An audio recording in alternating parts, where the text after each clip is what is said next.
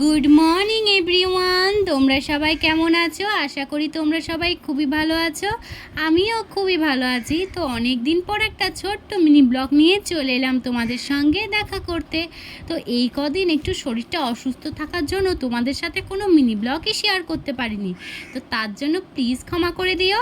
তো আজ থেকে আবার রেগুলার তোমাদের সঙ্গে মিনি ব্লগ শেয়ার করব। তো দেখো, সকাল থেকে ঘুম থেকে উঠে আমি করে নিলাম ব্রাশ।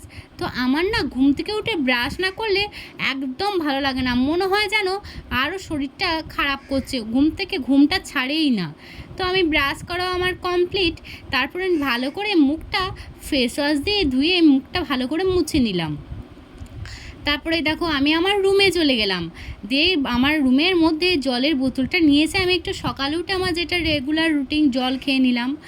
তো অনেকটা জল খেয়ে নেওয়ার পরে বোতলগুলোতে সব জল ভরে নিলাম, কারণ আমার না সকালেইটা একটা অভ্যাস যে ঘুম থেকে উঠে ব্রাশ করে একটু জল খেয়ে নিয়ে বাড়িতে যতগুলো বোতল আছে সবগুলোতেই অল্প অল্প করে জল ভরে নেওয়া। তো জল ভরে নিয়ে আমি একটা করে জল ভরে নেওয়ার পরে আমি ফ্রিজেও ভরে দিই, কারণ কখন কোন জলটা লাগে বোঝা তো যায় না। এখন তো আবহাওয়াটা খুব যে গরম তা না, তার জন্য দু রকম করেই রেখে দিই, নর্মালেও রেখে দিই আবার ফ্রিজে ভরেও রেখে দিই। তারপরে দেখো আমার মেয়ের জন্য আমি জল গরম করে নিলাম। তো আমার মেয়ের বোতলটাও আমি ভালো করে পরিষ্কার করে নিলাম।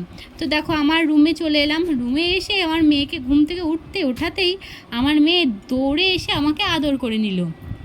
তো ওকে ঘুম থেকে উঠে একটু আদর না করলে ও সারাদিনটায় নাকি ওর ভালো যায় না, আমাকে বলে। তো তারপরে দেখো ব্রাশ করে নিলাম।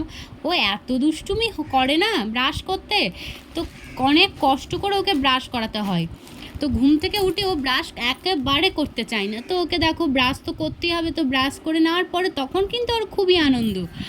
তো তারপরে আমি দেখো ওকে মাথায় একটু তেল দিয়ে জামাটা চেঞ্জ করে দিলাম। তারপরে ওকে একটু ফল কেটে দিলাম।